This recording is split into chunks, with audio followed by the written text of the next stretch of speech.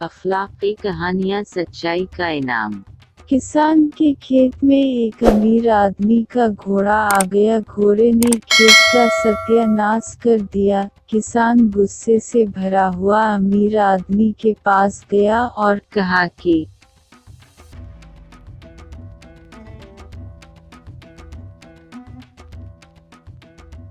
आपके घोड़ों ने मेरा खेत तबाह कर दिया है।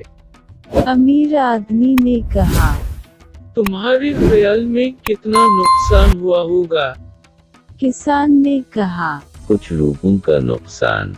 अमीर आदमी ने उसी वक्त किसान को रुपए देकर कहा,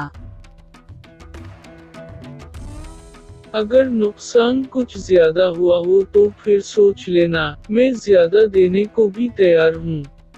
किसान रुपए लेकर घर आ गया, लेकिन खेत पककर पहले से भी ज्यादा मुनाफा दे गया, जिस पर ईमानदार किसान ने अमीर के पास रुपए ले जाकर कहा, जनाब वाली, फसल कट गई और नुकसान की जगह कुछ नफा भी हो गया है, बस अब आप अपने रुपए वापस ले लें।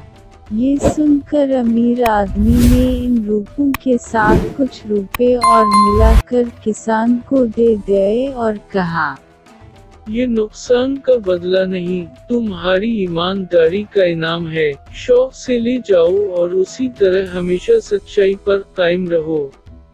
Hi kids! We hope you liked the video.